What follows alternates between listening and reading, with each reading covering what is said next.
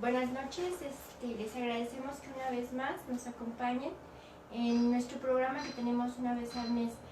Este programa de una hora, acordémonos que anteriormente lo hacíamos en la parroquia, lo hacíamos obviamente más largo porque proyectábamos la película y hacíamos comentarios. En este momento, por la situación que estamos viviendo en todo el mundo, pues no podemos estar en la parroquia, pero ya tenemos 3 meses transmitiendo. Esto sería nuestro tercer programa, en donde lo hacemos al revés. Aquí comentamos y les damos una recomendación sobre libros, sobre páginas y sobre películas sobre el tema.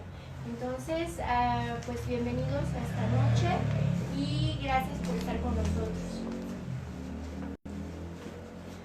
Bien, bueno, esta es nuestra invitación que hicimos para esta ocasión, que es el Cineforo Católico. Los invita a ver milagros. De eso va a tratar hoy nuestra plática, sobre estos milagros que Dios nos ha permitido tener alrededor de la historia, pues de forma visible su presencia, para que sea todavía mucho más rico el conocimiento sobre nuestro Dios. Pues nuestra presentación, como les habíamos dicho, son milagros eucarísticos. Acordémonos de esa ocasión, esa noche en donde Jesús en la última cena hace esa institución de la Eucaristía. Recordemos ese día con ese del Evangelio que nos dice: y mientras estaban comiendo, tomó pan, lo bendijo, lo partió y se los dio y dijo: tomad, este es mi cuerpo. Tomó luego una copa y, dadas las gracias, se las dio y bebieron todos de ella. Y les dijo: esta es mi sangre de la alianza, que es derramada por muchos. Yo os daré el producto de la vid hasta el día en que lo beba nuevo en el reino de Dios. Acordémonos de esa ocasión en donde Él transformó en ese momento el pan en carne y el vino en sangre.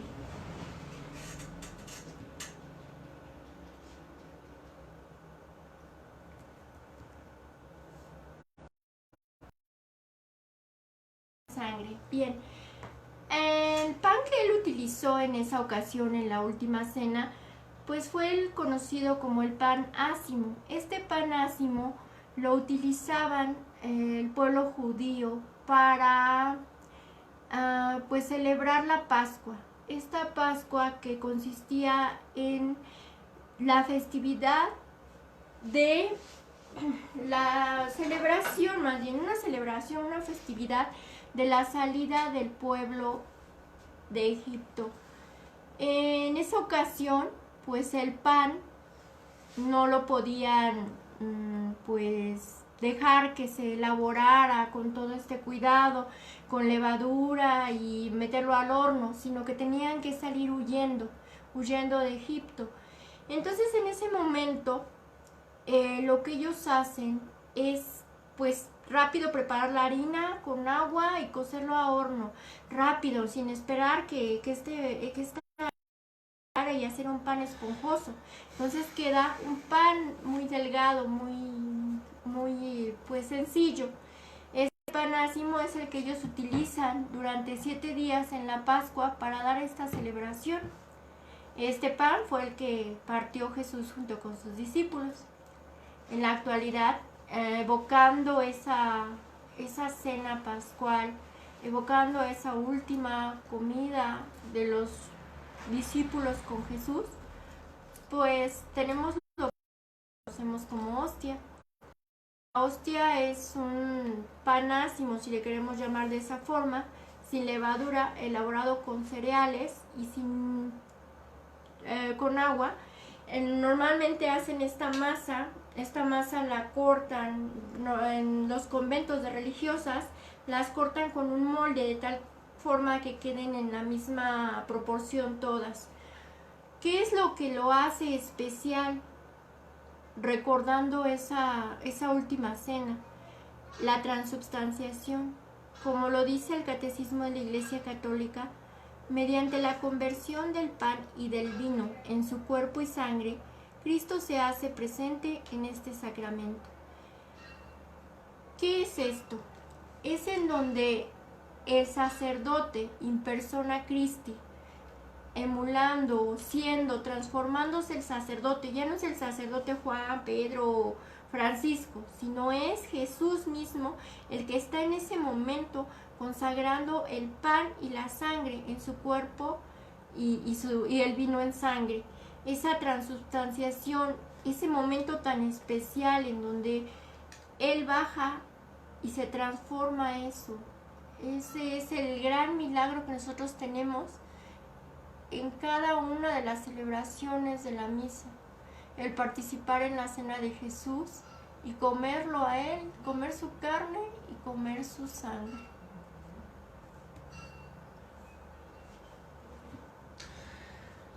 Bien, pues como hemos estado viendo, el principal milagro que se hace patente, que nosotros los católicos estamos llamados a vivir, pues se da en la Santa Misa, a través de la presencia real de Jesucristo en la hostia consagrada. Pero bueno, vamos a ver, ¿qué es un milagro? Este viene del latín miraculum o mirari. Es un prodigio fuera de las leyes naturales y de toda lógica. ¿Sí? Por ejemplo, la caída de un desde 5 o 10 metros y que siga viva. Caso, por ejemplo, de Juan José, la persona que vivió el milagro para poder avanzar en el proceso de canonización de San Juan Diego. Bueno, ese es un milagro, algo que sale de las leyes naturales. Por ejemplo, si vemos que hay un día soleado y de repente aparece una nube de la nada, ese podría también ser otro milagro. Si es que no existen las condiciones meteorológicas y de repente aparece la nube de la nada, estamos hablando de algo que escapa de toda lógica. Entonces, cuando interviene un poder divino, ¿verdad? Rompiendo con esta lógica y con estas leyes naturales, pues entonces estamos hablando de un milagro. Muchos dirían que es una falta de conocimiento, que no existen los milagros, como por ejemplo los racionalistas, pero pues hasta el momento adoptar esa idea sería como negar la presencia y la existencia de Dios, simplemente porque queremos confiar más en nuestra lógica. Cuidado con eso. Ahora bien, la Eucaristía viene del griego eucaristi y es una acción de gracias, pero también se puede entender como la fracción del pan o de un banquete. Entonces, si juntamos estas dos palabras, al entendimiento de que Dios se nos da como banquete o como el pan vivo para poder vivir la vida eterna a través de una intervención divina, que es la de Dios, y en donde nosotros no intervenimos. Y bueno, entonces este milagro de la Santa Misa y de la transubstanciación es invisible, es un milagro que escapa de nuestros sentidos en la mayoría de las veces. Es decir, no lo podemos ver, pero es real, principalmente porque Dios dijo, ¿no? Como ya nos platicó Auro, Él dijo: yo soy el pan de vida y este es mi cuerpo y esta es mi sangre. Entonces ahí nosotros no intervenimos, Él mismo se nos está dando. Y después dice: el que coma mi carne y beba mi sangre, yo lo resucitaré el último día y le daré la vida eterna. Ese es otro gran regalo que podemos recibir los católicos en cada Santa Misa, si estamos preparados interiormente y buscamos siempre la unión plena y a través de la Sagrada Comunión, pues también corporalmente. Y bueno, pero ahorita, por ejemplo, vamos a ver estos milagros que sí son visibles. O sea, sí los podemos percibir a través de nuestros sentidos, ya sea que se hayan transformado en carne y en sangre, o bien hayan tenido un suceso inexplicable. Por ejemplo, la levitación de las hostias o de la custodia de la hostia consagrada o de la sagrada forma, o de un hecho sobrenatural. Por ejemplo, más adelante veremos el de Santa Clara de Asís, que no presentó a lo mejor en ese milagro muestras de sangre o de carne, pero sucede algo prodigioso, ¿verdad? Muy bien. Ahora bien, digamos que el milagro eucarístico lo podemos concretar en un concepto que podemos decir que es un acontecimiento extraordinario en el que la hostia consagrada deja de ser solo harina y agua y presenta signos extraordinarios de cuerpo y sangre humana, o bien es una intervención prodigiosa de Dios para confirmar la fe en presencia real del cuerpo y la sangre del Señor en la Eucaristía. Y finalmente, nosotros les presentamos este tema para poder conocer la forma en la que Dios también quiere comunicarse con nosotros, pero para poder conocerle, pues no busquemos propiamente el milagro, sino que la fe salga de nuestra voluntad personal, para poder unirnos a Dios y creer en Él. Como la Virgen María lo dijo en Medjugorje: si tuvieran que escoger entre un milagro y la Santa Misa, elijan la Santa Misa, ya que es el principal milagro cotidiano y que además tenemos la oportunidad de poder unirnos a Él mediante la comunión. Entonces, antes del milagro hay que fomentar y alimentar nuestra fe.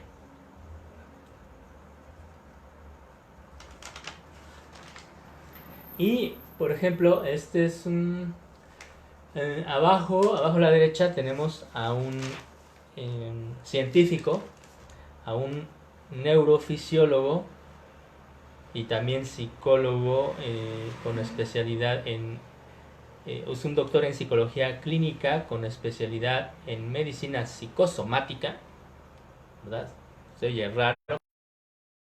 Una persona muy preparada que ha estado muy vinculado al estudio de estos milagros eucarísticos que presentan cuerpo y sangre humanas en las hostias consagradas. Entonces, él se llama Ricardo Castañón Gómez, es boliviano y digamos que es el más reconocido y por supuesto autorizado por el Vaticano para poder encontrar pues las causas naturales y posibles de estos milagros.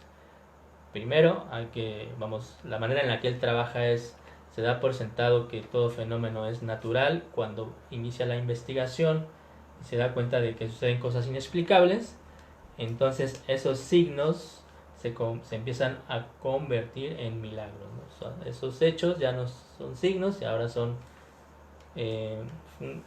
forman parte de un fenómeno inexplicable y pasan a ser un milagro.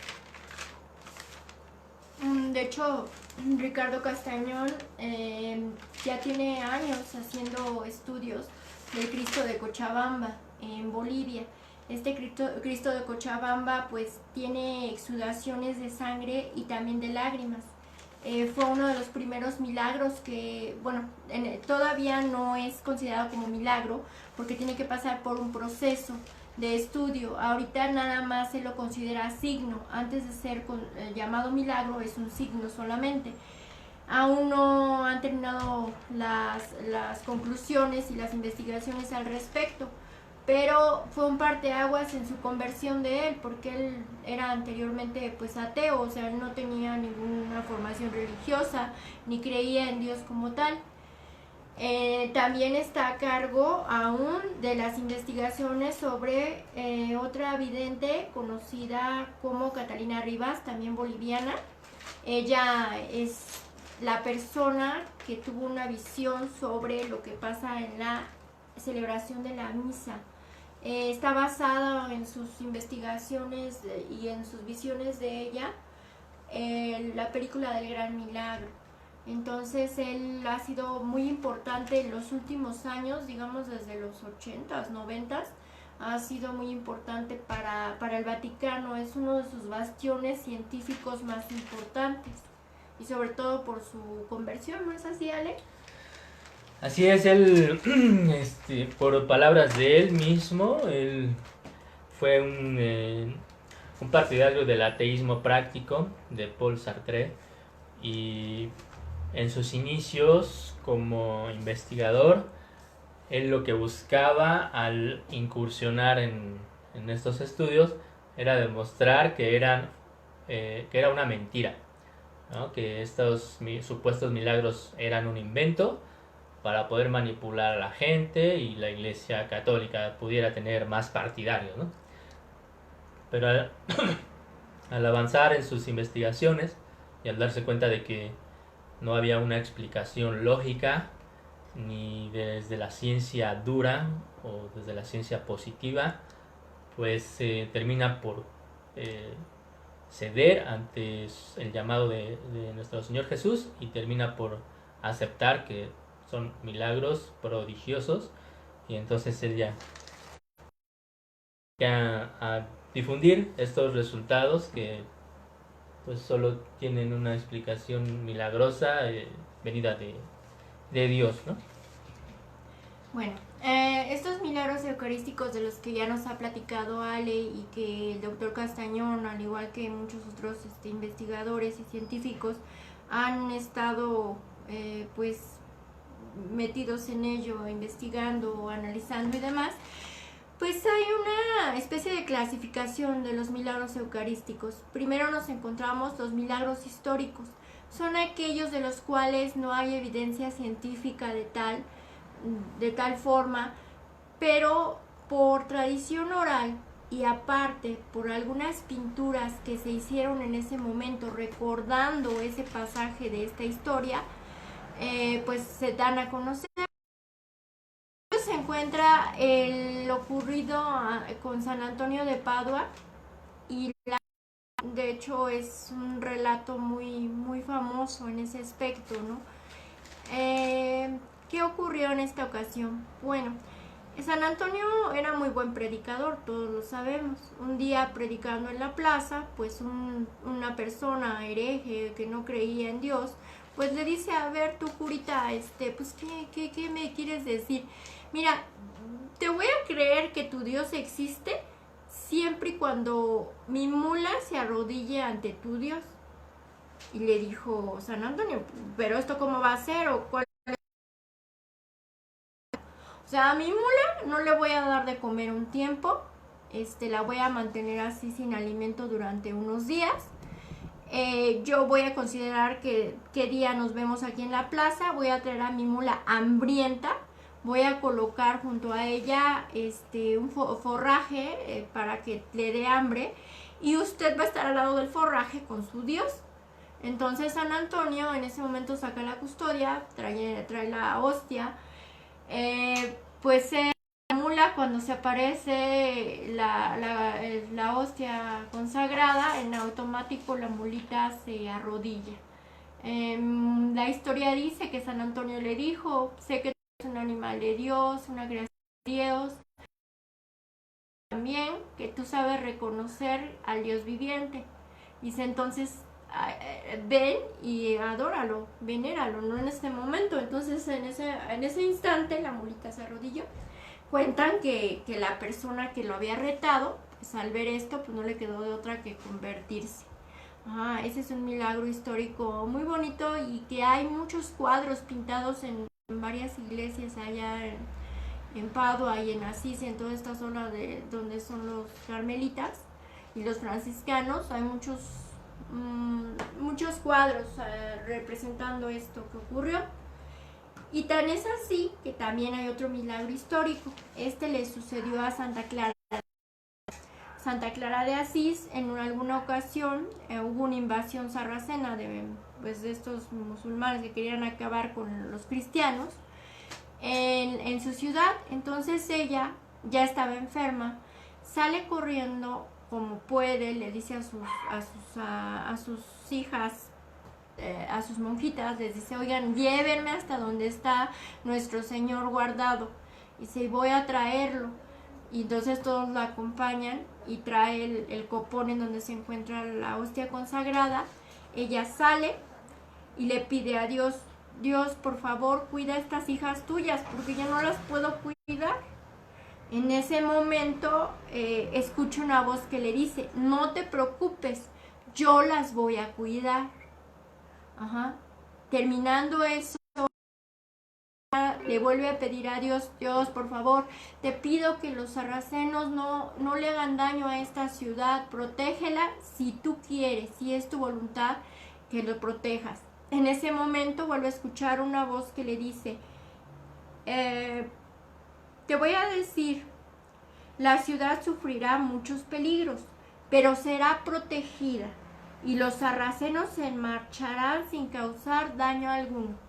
Este es otro milagro histórico en donde ella, al tomar la Eucaristía en sus manos, pues logra detener esta invasión.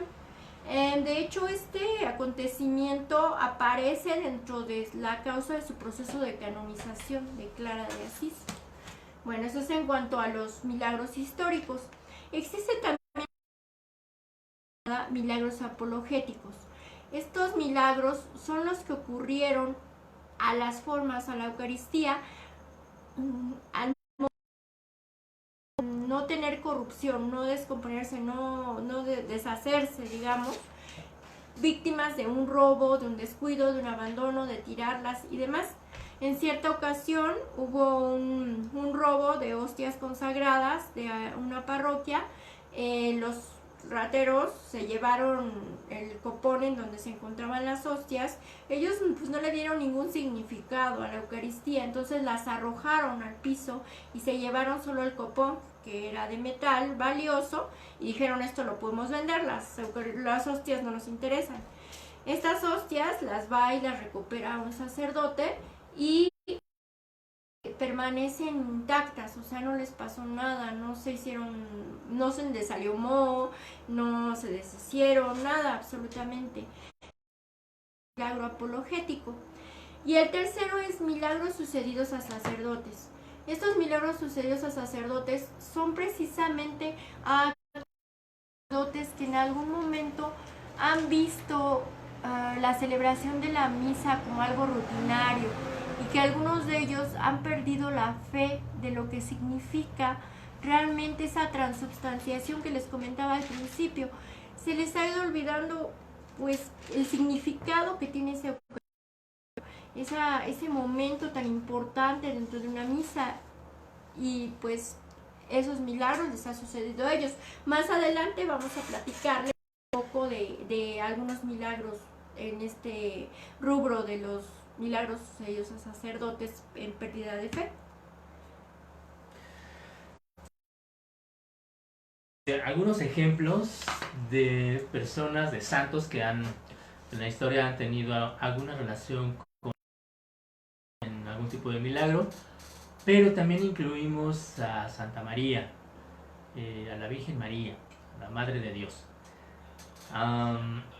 Después de nuestro Señor Jesús, nosotros le debemos una veneración muy especial a la Virgen María, y Santa María de Guadalupe es, creo yo, un caso también muy importante y excepcional, porque ella se presenta en 1531 aquí en lo que ahora es México, en el Valle de México. En ese entonces todavía no existíamos como nación, y en donde precisamente ella inicia la vida del país como una nación unida entre estas dos culturas, la prehispánica y la española.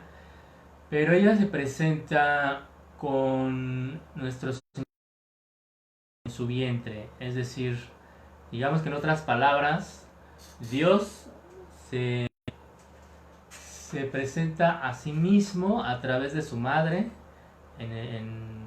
desde el vientre, es decir, en una mujer embarazada. Y además se quiso quedar aquí con nosotros porque es, al igual que la sábana santa, es una imagen no hecha por mano humana. Desde el origen y después también de estos estudios duros, pues es desconocido, ¿no? Es un tema también muy, muy interesante, pero ahorita vamos a dejarlo en este asunto de que ella tiene a su hijo Jesús, a nuestro Jesús, muy con un vientre ligeramente abultado en el centro, por debajo de esta cinta negra que para la cultura mexica significaba el estado de embarazo de una indígena. Entonces, al presentarse Jesús, o al presentar la Virgen María a Jesús en su vientre, pues estamos hablando de que también es una mujer eucarística, dicho también por el padre Eduardo Chávez, director del Instituto Superior de Estudios Guadalupanos y postulador de canonización de San Juan Diego. Es una mujer eucarística porque nos presenta a Jesús. Obviamente él está en su vientre, repito, ¿verdad? Pero en un sentido trascendente, él está por nacer, no en un sentido histórico, porque él pues ya 1531 años antes ya había nacido, ya había muerto y resucitado, pero en un sentido trascendente, el mismo sacerdote Eduardo Chávez, ella nos presenta a Jesús. Entonces es como si ella fuera la custodia y en el centro esté Jesucristo, para poder darlo y mostrarlo, como lo menciona también en el documento histórico Nican Mopogo. Entonces está vivo, si ella está viva, porque tiene un y tiene en su vientre a Jesús, pues entonces también estamos hablando de que también Jesús está vivo en el vientre de su madre, ¿verdad? Bueno, y del lado izquierdo, en la parte de arriba, tenemos a una niñita de 9 años, Imelda Lambertini. Ella es italiana, es sierva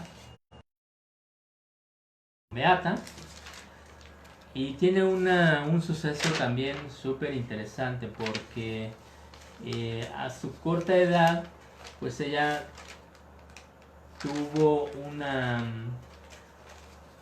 una aceptación en la orden de los predicadores. Fue una excepción que hicieron ellos, aceptarla a los 9 años, ya que desde esa edad y aún desde antes, ella presentaba también un gran deseo de poder comulgar, de poder recibir a nuestro Señor Jesús, pero no lo podía hacer debido a su edad. Pero pues nuestro Señor le dio el gran regalo de que pudiera comulgar, incluso de una forma muy peculiar, ya que según la tradición se cuenta que ella, de rodillas frente al altar, y poco antes de recibir la comunión, esta levita, o sea, se eleva la sagrada. Y bueno, se acerca a ella directamente a su boca y comulga. La religiosa que comenta este asunto dice haber por un momento para, supongo, para hablarle a otra persona, y a su regreso la encuentra ya tendida sobre el suelo, es decir, ya había muerto en ese momento, ya que ella mencionaba que su mayor alegría en vida era el poder comulgar. Entonces, después de comulgar, pues Dios la llama y ella fallece. Ella es considerada también por santa patrona de los niños, y especialmente de los niños que van a hacer su primera comunión. Igual si hay alguien que sea catequista y que nos esté viendo, o los papás, ¿verdad? Pues fomenten mucho la devoción a esta santita, a esta Imeldita, a la beata Imelda Lambertini, para que les ayude en el fervor que deberíamos de tener todos desde chicos, comulgar y prepararnos también de una forma muy importante, ¿verdad? Otras personas que tuvieron, otras mujeres que tuvieron también un suceso extraordinario, y ahorita vamos a ver una de ellas, pues es Conchita González, también una adolescente española que en Garabandal no, bueno, a Conchita ahorita la tocamos si quieren. Vamos a hablar primero de estos tres santos que nos faltan, que es Santa Teresa de Jesús, abajo a la izquierda, en donde, bueno, creo que si no se alcanza a ver en la pantalla, les voy a leer lo que ella decía. Dice: acabando de recibir al Señor, pues pues tenéis la misma persona delante, procurad cerrar los ojos del cuerpo y cubrir los del alma, y mirar al corazón. Ella también era una gran adoradora de la Eucaristía, y pues momento también para poder invitarles a que las comuniones que puedan tener, si es que las tienen, porque ahorita por la situación muchas iglesias no están ofreciendo ese sacramento, pero los que lo hagan o los que lo vayan a hacer próximamente, pues cuiden mucho ese momento, prepárense también interiormente, y para poder ser transformados por Jesús, que podamos dejarnos transformar por Jesús. Y después de cada Santa Misa, después de cada oración, pues nuestras personas se vayan renovando, ¿verdad? Del lado derecho, en la parte de arriba, tenemos a Santo Tomás de Aquino.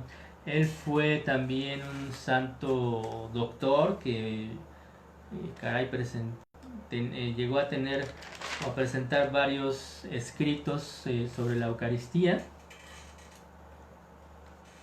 en donde profundizaba y difundía también el conocimiento de este milagro.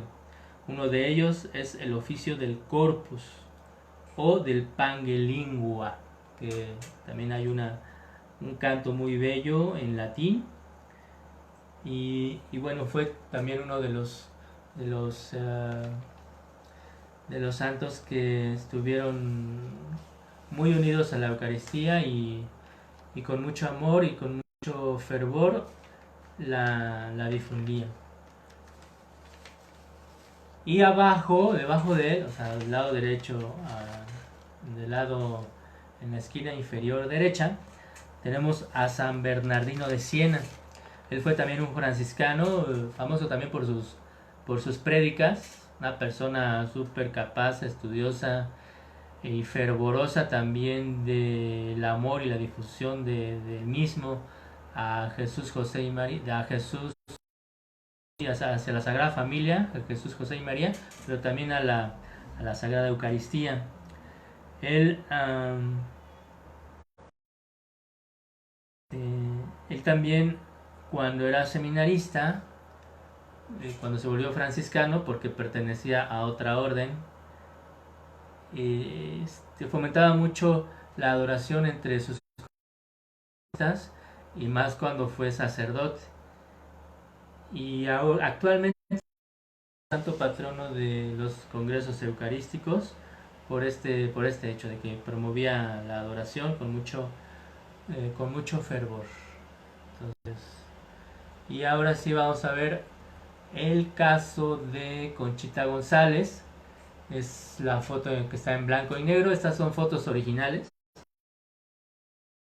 En 1962, que fue el año de inicio de las apariciones de la Virgen María en Garabandal, España, municipio de Santander, si la memoria no me falla. Y estos encuentros que tuvieron 4 adolescentes españolas, Conchita, Mariloli, Maricruz y la otra se me fue ahorita, pero bueno, son varios encuentros con la Virgen María, pero se comunicó especialmente en varios mensajes y aún poco tiempo después con Conchita González, que actualmente pues todavía se casa, vive en Nueva York, Estados Unidos, pero aquí ella aparece en uno de sus éxtasis con un regalo que Dios le dio y que ya le había avisado de que le iba a dar este gran regalo, y que además la Virgen María la Virgen María mencionó que Jesús le iba a dar este regalo y lo iba a hacer visible para que las demás personas ahí presentes lo pudieran apreciar y así aumentaran o fortalecieran su fe. Éxtasis,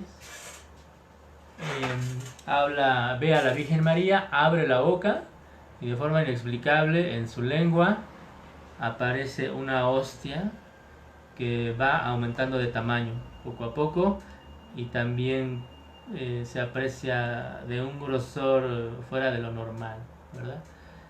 Entonces, bueno, este fue otro milagro que, como pueden ver, es una forma diferente en la que Dios se manifestó, perdón. Y del lado derecho tenemos también otro suceso diferente, bueno, similar pero diferente. Esto sucede en Corea del Sur, 1985, a una mujer llamada Naju o Nayu. Ella, en una de las misas, ahí está al parecer filmando el prodigio. Ella, al recibir la comunión, empieza a convertirse en carne y en sangre, bueno, en carne ensangrentada, ¿no? Y ella mantiene la boca abierta para que pudiera apreciar el filme. Si pueden apreciarlo en YouTube, también lo pueden encontrar. Y bueno, es algo también extraordinario, y como pueden ver, pues Dios se va manifestando también a través de la Eucaristía de formas nuevas y pues inesperadas, ¿verdad? Entonces, bueno, pues para que cuando vayamos a misa pongamos más atención en lo que estamos viviendo y en lo que vamos a recibir para las personas que están comulgando, y las que no pueden comulgar, pues hagan todo lo posible por hacerlo, ya que Dios se nos da, y principalmente Él nos promete también la vida eterna, ayudarnos al unirnos con Él desde este mundo, ¿no? O sea, en vida. Bien, regresando otra vez a los milagros que han sido importantes alrededor de la historia del cristianismo, pues nos encontramos un milagro muy, muy interesante que pertenece al rubro de los milagros históricos. Este ocurre en el año de 1384 en Valencia, España. Cuentan que pues lo llama una familia de una persona que está a punto de morir, un enfermo, y le dicen que tiene que llevarle la Eucaristía y que si podría ir. Él ve que se viene una tormenta encima, ve todo muy negro, dice, pues ni modo, voy a tener que ir a darle auxilio a esta persona que me lo está solicitando. Entonces él toma el copón donde guarda las Eucaristías, porque lleva varias hostias consagradas, y las lleva con él. La persona que está enferma le da la comunión, le da la unción de los enfermos, toda esta situación. De regreso se avecina ya la tormenta, empieza así a llover copiosamente. Pasa él por un río y el río ya se había elevado demasiado. Entonces llega un momento donde dice el padre, no, pues ¿cómo le hago? O sea, tengo que proteger las eucaristías que traigo aquí, las hostias. Entonces él se le ocurre poner un palo de madera grande que encontró un tronquito para atravesar el río. Sin embargo, no tiene muy buen equilibrio y se resbala.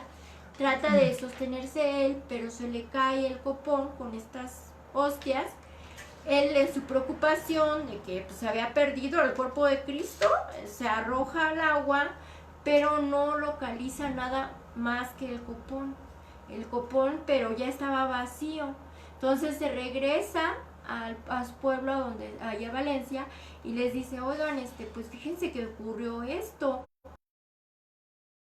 Dice, ayúdenme a buscarlos. Entonces al siguiente día, pues van toda la gente a buscar, no encuentran nada, pero al final del día le dicen al padre, padre, venga a ver, hay 3 peces en una orilla y tienen algo en la boca. Va el padre hacia el lugar y se encuentra que estos 3 peces tienen la Eucaristía, y la Eucaristía, cada una de estas hostias está intacta, o sea, no le pasó nada. Y ese es un milagro impresionante, de que sabemos muy bien que la hostia es ligera, delgadita. Si la meten en agua se puede llegar a disolver. Al haberse caído en el río, pues podía haberse desintegrado, y sin embargo los peces los salvaron. O sea, digamos que ellos reconocieron a Dios, ¿no? A su creador. Otro milagro muy importante es el milagro del Lanciano. Este milagro es de los... más o menos se ubica en el año 700-704 después de Cristo. Sucede en la zona del Lanciano, que está dedicada al soldado romano que traspasó el costado de Cristo, llamado Longinus. Después de este acontecimiento de presenciar la muerte de Cristo en la cruz, él se transforma y se convierte, ¿no? Se convierte al catolicismo, se bautiza, toda esta situación, y pues de hecho es San Lanciano, ¿no? Ajá. San Longinos. Bueno, este milagro es de los milagros que les comentaba que ocurría a los sacerdotes que habían perdido la fe, y sucedió así. Un sacerdote de la orden de San Basilio, pues ya llegaba a la rutina, decía, ay, bueno, todos los días consagro, todos los días bendigo la hostia, todos los días, pues digo que es el cuerpo y la sangre de Cristo. Tengo dudas. Entonces él oraba mucho para que se le quitaran esas dudas de que realmente en esa consagración de esa hostia se daba esa transubstanciación, ese cambio, ¿no? De dejar de ser simple vino y a convertirse verdaderamente en el cuerpo y en la sangre de Cristo. ¿Cuál va siendo su sorpresa? Que él, al momento de estar consagrando ante sus ojos y ante los ojos de los feligreses, se transforma verdaderamente la hostia en carne, y el vino se transforma verdaderamente en sangre. Cuando él ve este prodigio, se arrodilla, comienza a llorar, se voltea hacia la gente, porque acordémonos que en estas épocas todavía llaman ellos de espaldas al pueblo, viendo hacia el altar, viendo hacia Dios. Cuando él ocurre esto, se voltea hacia el pueblo y le dicen, vean, o sea, aquí está la respuesta a lo que yo tenía dudas. Y esta es la respuesta que nos da a todos, que Dios verdaderamente se transforma en el cuerpo y en la sangre. Del lado derecho, pues vemos, ahí se encuentra la reliquia. Estamos hablando de ¿cuántos siglos no tiene esta hostia y no le ha pasado absolutamente nada? Lo más impresionante. Acordamos que en el año 700 pues no habían avances científicos tan adelantados, pero en el año de 1970, y hubo uno previo en el 51, pues un científico llamado Linoli, bueno, de apellido Linoli, y otro llamado Ruggiero, los dos pues destacados científicos de la Universidad de Siena, pues se dedican a estudiarla. ¿Y cuál va siendo su sorpresa? Que encuentran que la hostia corresponde a un corte perfecto del corazón. Contiene todo exactamente, el ventrículo izquierdo, contiene cada una de las arterias, como si alguien hubiese cortado de un corazón vivo ese trozo.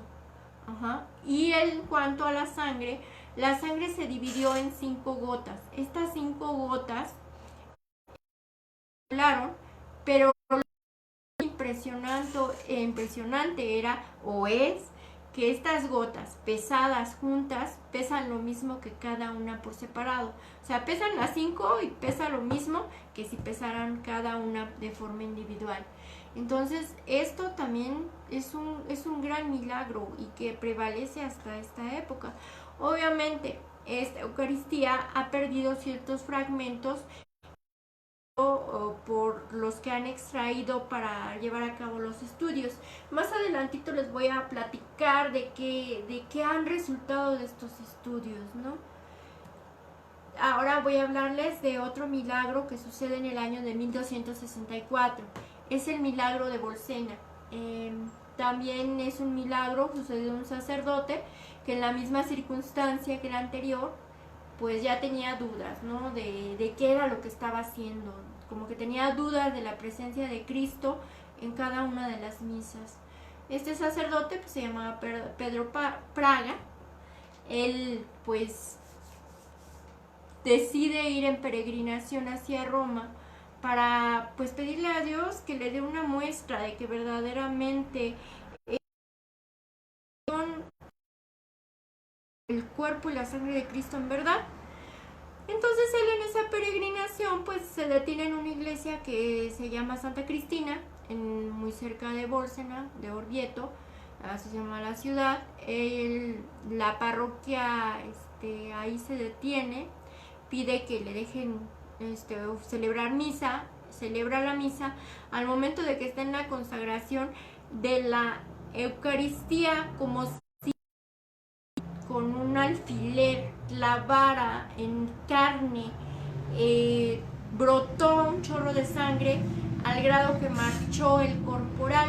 ¿Qué es el corporal? El del lado derecho, no sé porque está muy blanquito, pero digamos que es un mantel, lo queremos ver de esa forma, es un pequeño mantel cuadrado que se en donde colocan el cáliz encima encima el purificador, que es otro pañuelito más pequeño. Lo veamos así como pañuelos. Bueno, lo que se manchó fue el corporal, el que se encuentra bajo el cáliz, en la copa. Se mancha totalmente de sangre. En ese momento el sacerdote igualmente suelta llorando y dice, esto es increíble, no puede suceder. Se lo muestra al público, al púlpito, a toda la feligresía y les dice, esto está sucediendo, o sea, Dios me respondió, esto es cierto. Ajá, entonces, ese es en cuanto al milagro de Bolsena. Y ahora tenemos uno que nos va a platicar Ale, que ocurre aquí en México. Pues este es un regalazo que tenemos aquí en México. Es el primer milagro eucarístico reconocido, estudiado, aprobado, que es como una nueva llamada a los mexicanos, bueno, a todos los católicos, bueno, a toda la humanidad, para empezar, porque es una muestra de la presencia del Dios que se hizo hombre y que se ha entregado voluntariamente para nuestra salvación del pecado y de la muerte, pero también es un nuevo llamado para todos los católicos y también para todos los mexicanos. Este es el milagro de Tixtla Guerrero, esto es en México, en la que sí vamos a ver los mapas, pero ahorita todavía no lo vamos a ver. Porque quisiera antes comentar que la sabiduría de Dios es infinita, y si en México, bueno, en el mundo, en la Iglesia Católica, en América y en México, no hemos terminado por entender el prodigio de la Virgen de Guadalupe, de Santa María de Guadalupe, en donde muchos seguimos creyendo o siguen pensando que sigue siendo una pintura, un invento de los misioneros españoles para evangelizar aquí estas tierras norteamericanas, en este entonces el Valle de México o el imperio azteca o indígena azteca y bueno, todas las demás culturas indígenas. Pues entonces es como si Dios nos dijera, a ver, ya les mandé a mi madre, María de Guadalupe, no han entendido que esto fue, la envié para que les diera el mensaje de que ella su vientre y que terminemos por amarla a ella y amarse entre ustedes. Bueno, pues ahí les va un milagro eucarístico en Guerrero. Y México, creo que aún seguimos sin entender que somos un pueblo que necesita convertirse o renovar su conversión como pueblo y también como individuos para poder vivir en paz y en el amor de Dios. Si a Santa María de Guadalupe no la hemos conocido del todo, bueno, pues Dios nos regala este milagro de Tixtla Guerrero para que pues nos demos cuenta, si no es por medio de la fe, empezando también por medio de la lógica y de la ciencia, empezar a creer en la presencia de Dios vivo en la Sagrada Eucaristía.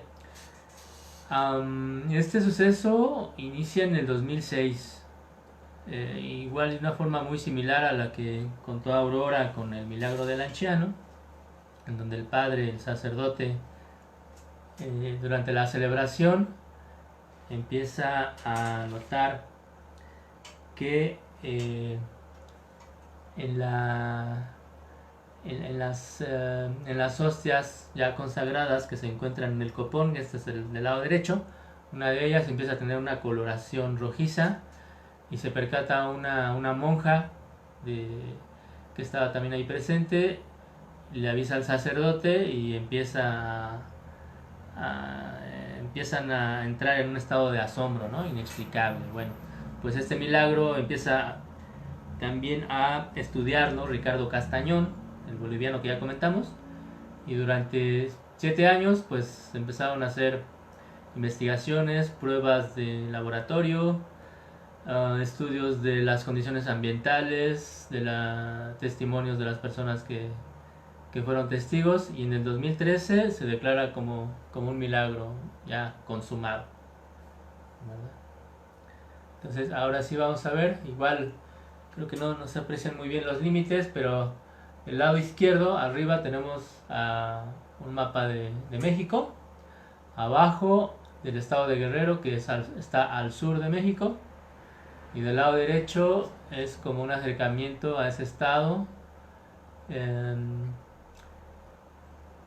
donde nos muestra la ubicación de Tixtla Guerrero. Está muy cerca de Chilpancingo, que es la capital, y al sur se encuentra Acapulco, que es un puerto turístico un poco más famoso aquí en todo el país, y pues a lo mejor también de otros países, ¿no? A lo mejor nos están viendo de Sudamérica, conocen Acapulco, que en los inicios de este puerto pues tuvo un papel muy importante en el comercio con Japón y con Asia a través del Pacífico, ¿verdad? Y bueno, este estado, pues digamos, estaba ayer como reflexionando un poco por qué habrá escogido nuestro Señor el estado de Guerrero para poder manifestarse a través de este milagro eucarístico.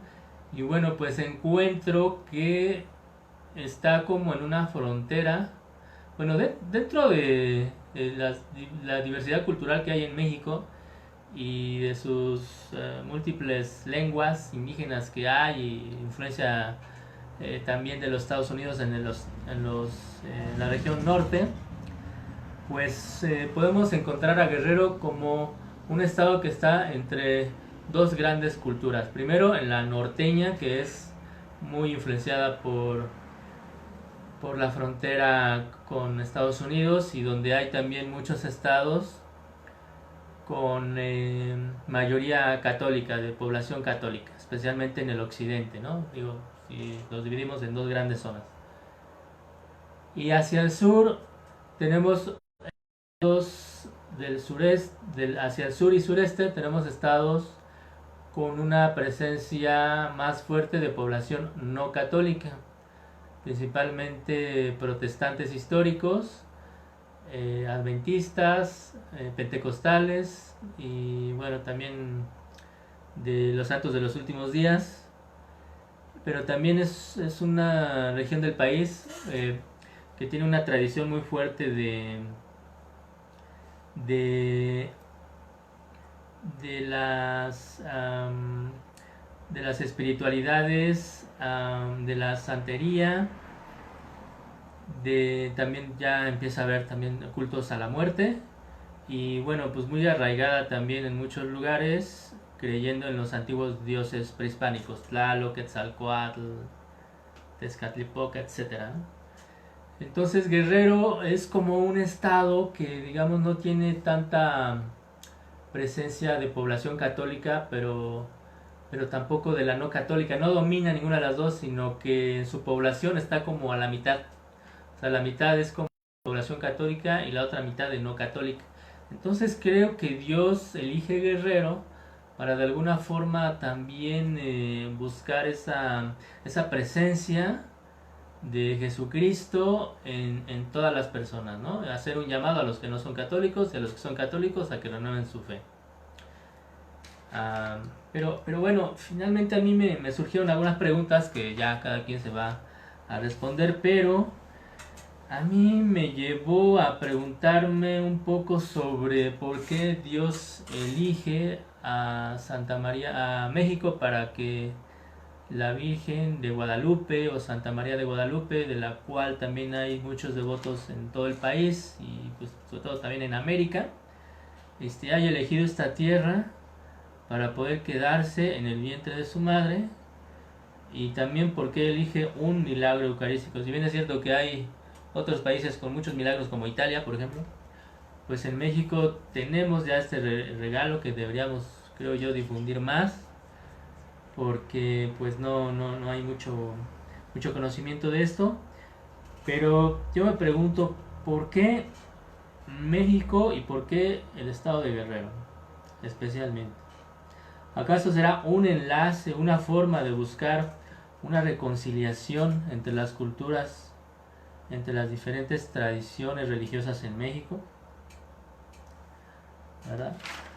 Otra pregunta podría ser, bueno, ¿será un llamado a la conversión a quienes practican otras creencias religiosas? Digo, respetando lo que cada persona decida, pero en donde Jesús nos invita también a que seamos apóstoles para darlo a conocer a otros pueblos que creen en otros, que tienen otras creencias. Digamos, será un llamado de conversión constante para los que ya somos católicos, y llamado de conversión inicial para los que no lo son.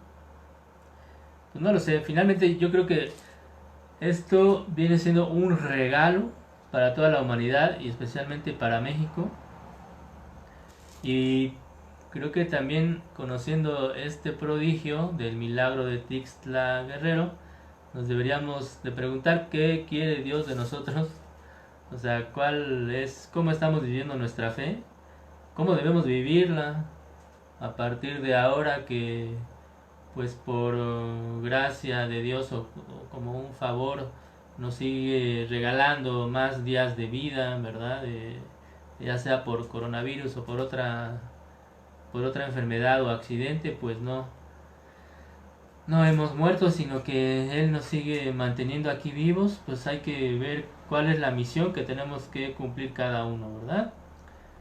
Pero finalmente es, pienso yo, un, un, un llamado muy fuerte para creer en la presencia milagrosa de Dios en este pan de vida eterna y también en su madre, en Santa María de Guadalupe. Y pues yo terminaría el comentario de esta diapositiva en que pues tenemos que hacer patente la presencia de Dios en nuestras vidas, defender la que ya tenemos, ¿verdad? Para que podamos seguir dando testimonio de que Dios está vivo, principalmente a través de nuestra vida diaria, y pues también el poder defender la vida de las personas que están por nacer, pero también de las personas que están enfermas o ya de edad avanzada, ¿no? Y todo esto que les comento, creo que lo podemos también unir lo podemos alimentar y lo podemos unir también a al principal milagro y la principal oración que Dios nos ha regalado, que es la Santa Misa, ¿no? Entonces, bueno, pues ahí está la invitación. Pues sí, y como Ale nos comentaba, pues hace rato yo les platiqué de varios milagros que se llevaron a cabo en Italia, que es una zona donde más se han dado.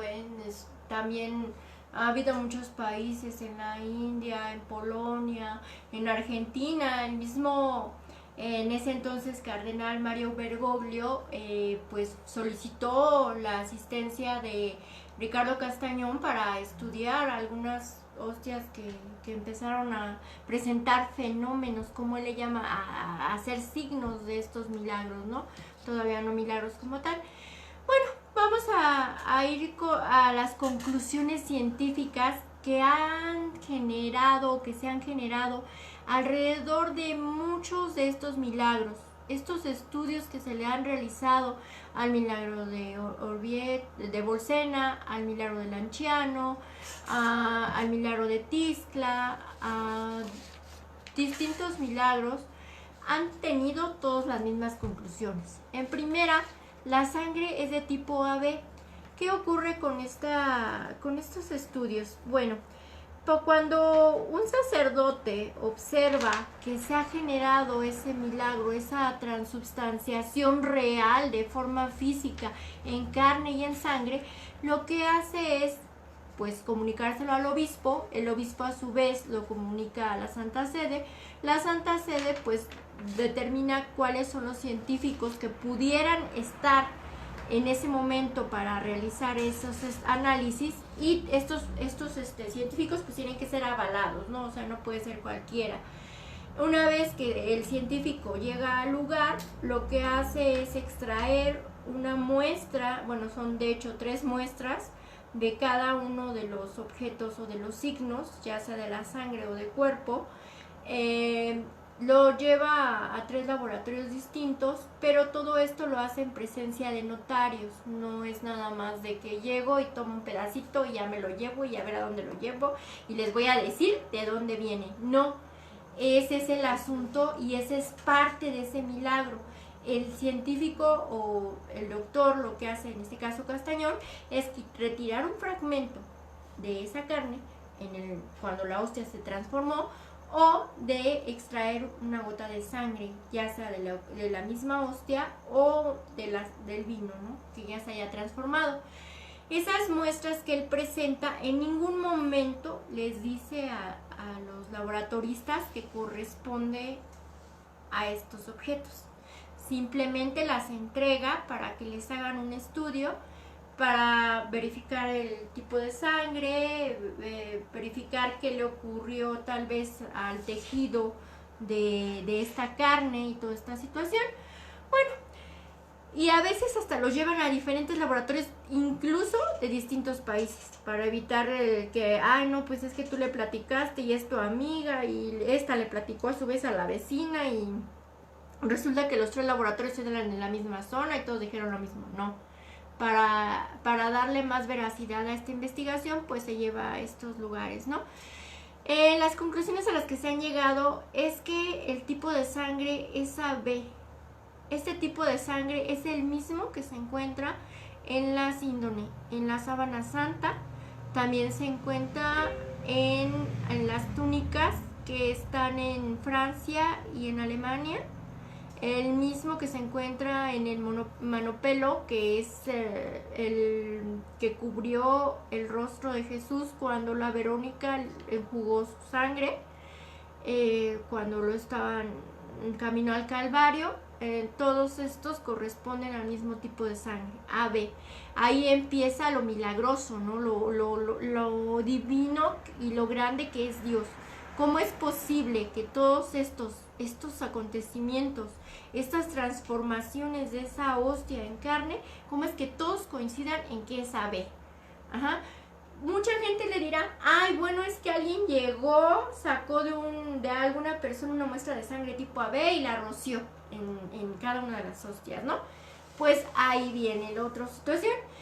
Todo el tejido que ha presentado los resultados de los laboratorios es que es un tejido vivo, que tiene un glóbulo blanco activo, en cuanto que está tratando de reparar una lesión presente en el tejido descubierto.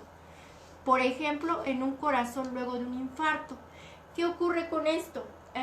Muchos estudios que han hecho, sobre todo a la Sábana Santa y a la circunstancia en la que Jesús murió, él vivió un traumatismo muy fuerte al momento de flagelarlo, al momento de cargar la cruz, al momento de crucificarlo. Todo esto le llevó a que su corazón se encontraba pues latiendo a 1000 por hora y le llevó a presentar un infarto. Esto lo debieron determinar que no era un mal congénito, ¿no? Sino que era un corazón infartado por este traumatismo, ¿no? Otro de los resultados es que se encuentran partes de tejido cardíaco, como les comentaba, sobre todo en el anciano, pues determinan que es un corte perfecto del ventrículo izquierdo de un corazón. Y no solo eso, la sangre, mucha de ella es sangre líquida. Y para que una sangre sea líquida necesita venir de un objeto viviente, de un tejido vivo. Segunda, hay presencia de glóbulos blancos y glóbulos rojos. Y esto solo ocurre de alguien que se le ha extraído la prueba en ese momento y a lo mucho siguen viviendo estos glóbulos alrededor de 60-70 minutos, ¿no? A veces se desaparecen en unos segundos, en instantes.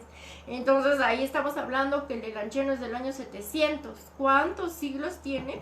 Y sigue manteniendo esta situación. Aparte, muchos de los milagros tienen ya sangre coagulada. Esta sangre coagulada, esta costra la retiran y en la parte de abajo muchos de ellos siguen sangrando. Para que esto suceda, necesita haber una médula ósea, necesita venir un organismo vivo y no está el organismo vivo.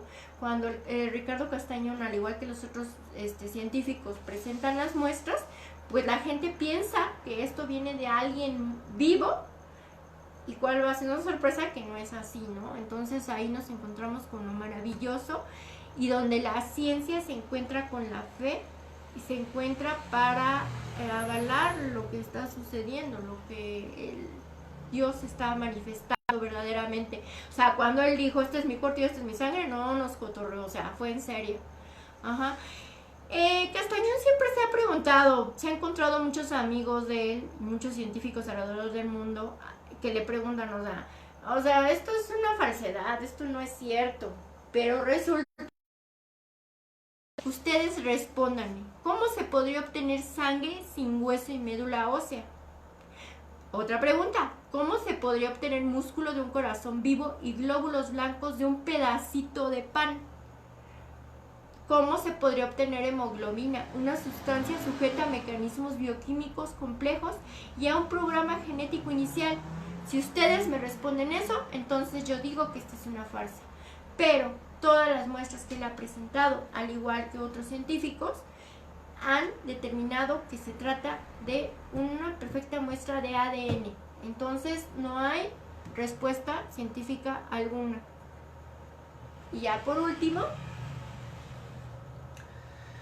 bueno, pues para no perder la costumbre y pues hemos compartido en veces pasadas algún libro o alguna información para que ustedes pues continúen su investigación, porque si de todo lo que hemos dicho no nos creen y creen que lo estamos inventando, perfecto, nosotros su decisión, pero entonces continúen ustedes su investigación, dense cuenta ustedes mismos de la veracidad de la información que les estamos dando. La verdad es que no nos lo sacamos de la manga, digo, todo el tiempo citamos fuentes o publicaciones ya realizadas.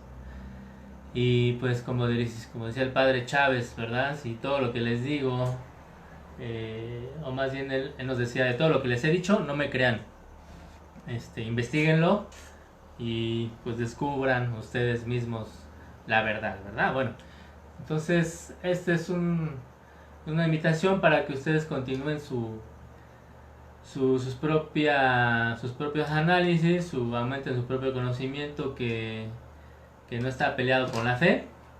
Recordemos la encíclica del Papa Juan Pablo II, Fe y Razón, donde menciona que toda persona puede volar a Dios con la fe y con la razón, ¿no? Como dos alas. Entonces son cosas complementarias, el conocimiento, incluso el conocimiento científico duro, junto con el conocimiento histórico, psicológico, etcétera, y todas las disciplinas científicas, pues pueden empatar perfectamente con la fe, con nuestras creencias cristianas, para poder descubrir la verdad, que también es una persona, dicho por Juan Pablo II también, y esa persona pues es Jesús. Entonces, en cuanto a recomendaciones del mes, hay un documental muy interesante del padre Juan Rivas, se llama Milagros Eucarísticos, y de hecho fue el primero que proyectamos en Cineforo Católico hace 3 años. Empezamos precisamente con este tema.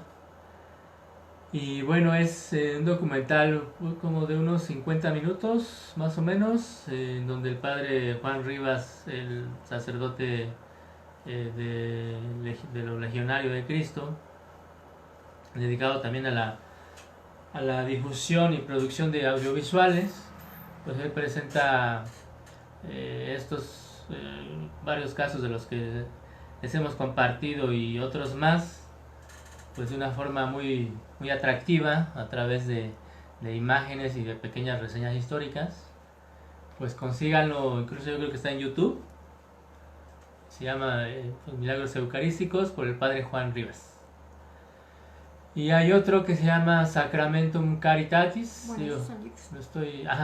Si los otros dos son libros, el de la izquierda es un documental, el verdecito y el blanco son 2 libros, o folletitos, ¿no? Más bien son publicaciones muy breves que pueden también buscar en internet incluso.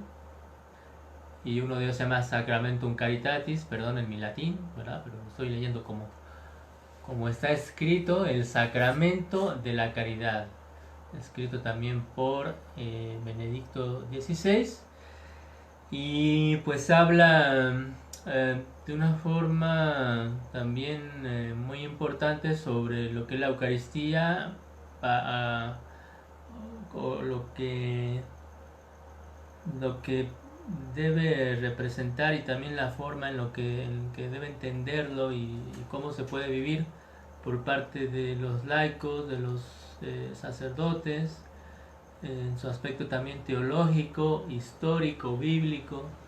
Entonces, una eminencia teológica, el Papa Benedicto XVI, bueno, pues nos regala esta publicación para que pues nos echamos un clavado en el significado y sentido de la Eucaristía, o de la Sagrada Eucaristía.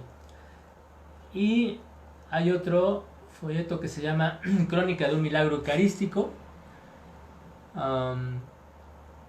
Dice Esplendor en Tixla Chilpancingo, México, es Tixtla Guerrero, municipio de Chilpancingo, es el que ya les comentamos hace rato.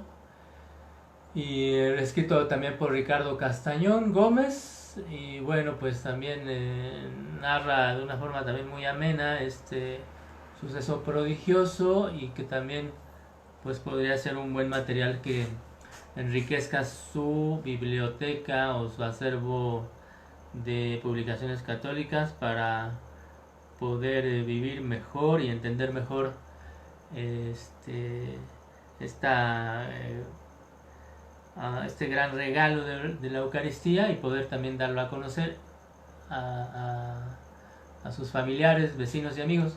Y por último, les pusimos ahí una dirección de correo, una dirección de una página web,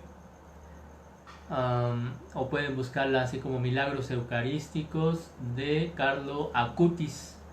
Este joven que está de la foto que está abajo a la derecha, este joven italiano, pues muere a los 15 años. Ahorita actualmente está en un proceso de beatificación. De hecho ya hay una fecha para que avance en su proceso de beatificación.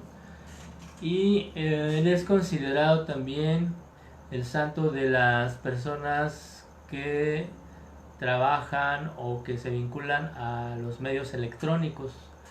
Él pues desde muy jovencito empezó una inclinación y una facilidad para incursionar en estas herramientas tecnológicas, y a los 12 años pues construye esta página web que habla sobre los milagros eucarísticos en el mundo, con algunos videos y también algunos mapas. Entonces está muy bueno, está siendo actualizada también por una fundación que se encarga de presentar una información real y actualizada.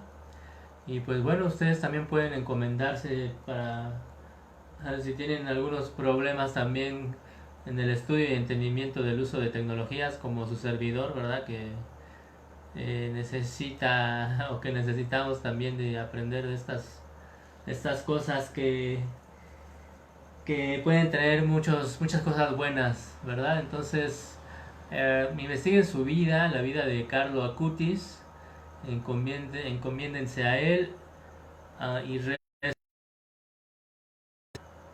siga ayudando a mucha gente desde el cielo, ¿no? Como ya una persona reconocida, actualmente un siervo de Dios, próximo beato.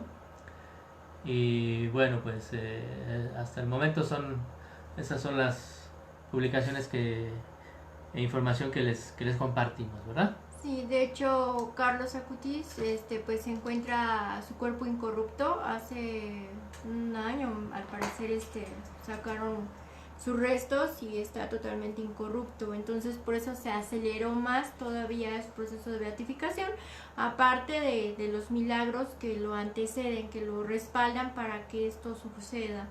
Él, pues también lo llaman el ciberapóstol de la Eucaristía, porque como Ale lo mencionaba, pues él tenía un amor muy especial hacia Jesús de Eucaristía. Y no solo eso, él era un chavo que le gustaba mucho el internet. Pues lo podemos considerar un influencer, hablando en términos cibernéticos. Entonces, bueno, con esto terminamos nuestra recomendación del mes. Y pues les damos gracias por habernos acompañado en este rato. Sabemos y todo que no sabemos todo, investigamos, nos faltan algunas cosas, obviamente. No lo hacemos en un programa más largo porque sería muy tedioso también para mucha gente, o muy complicado el seguirnos todo este tiempo, pero esperamos que de algo les sirva la información que nosotros les podemos compartir. Por otro lado, acordémonos y los invitamos todos los miércoles a las 9 de la mañana a la oración a San José.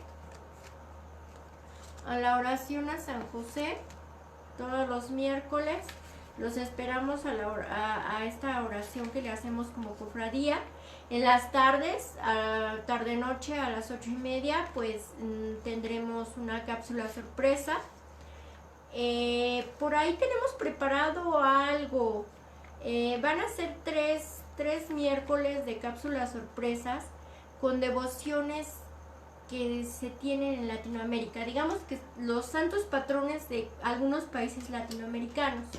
Eso pues los vamos a tener próximamente y tampoco les vamos a decir cuál país vamos a escoger para que sea sorpresa, no perder ese sentido de que nos impacte o que nos sorprenda de qué vamos a hablar.